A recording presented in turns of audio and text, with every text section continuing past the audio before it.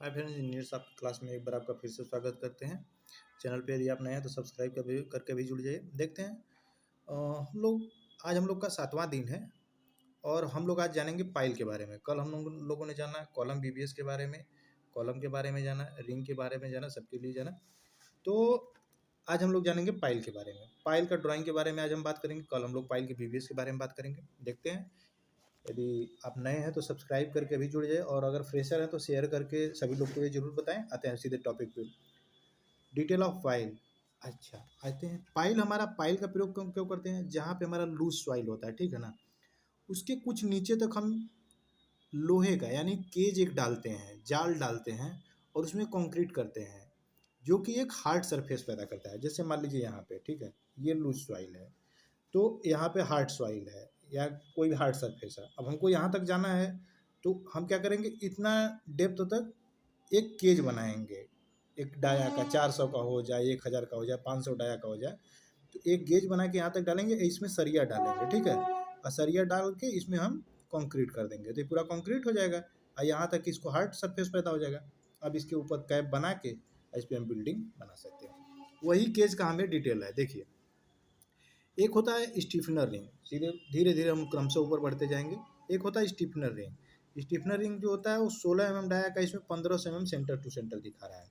अच्छा, ये रिंग अंदर होता है, यानी यही एक प्रकार से कह दे तो जाल को मेन बांध के रखता है। इसका आज ड्राइंग पढ़ लीजिए, कल इसका कैसे बांधा रहेगा कि जिसको बताएंगे। देखते हैं, स्टीफनर रिंग हो गया। अच्छा, स्टीफनर रिंग का जो है डाया कितना लिखा हुआ है, यहाँ भी लिखा हुआ है 16 5 15 mm से 1500 mm सेंटर शून्य, यानी देखिए एक यहाँ पे लगा है, दूसरा 1500 डिस्टेंस पे यहाँ पे लगा हुआ है, तीसरा हमारा 1500 डिस्टेंस पे यहाँ पे लगा हुआ है। क्लियर?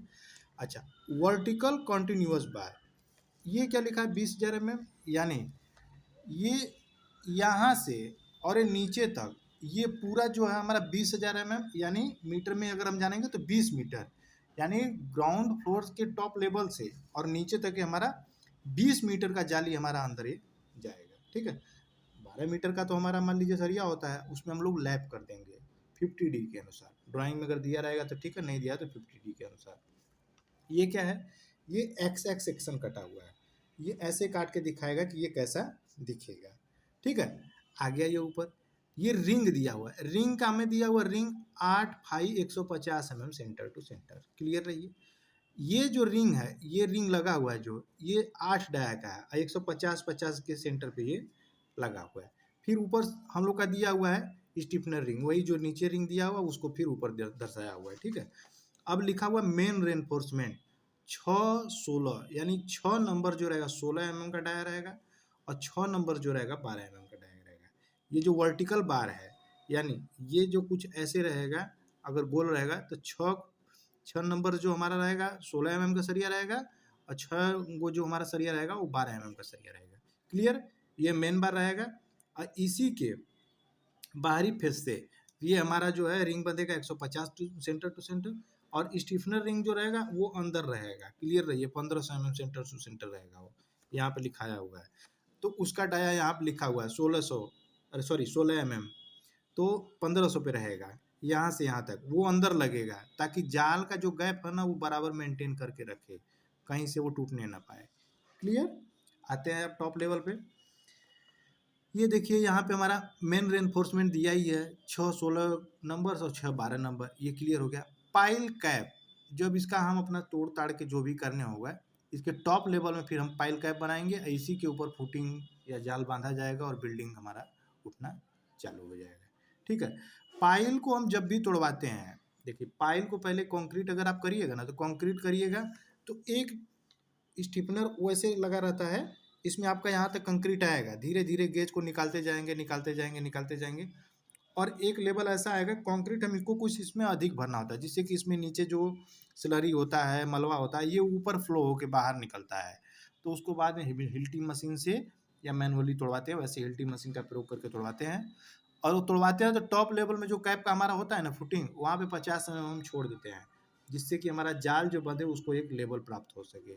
ठीक है, तो ये हम लोग का रहा है आज का ये वाला पाइल का ड्राइंग के बारे में। अच्छा, एक पाइल का छोटा सा डिटेल दिया हुआ उसको देख लेते हैं।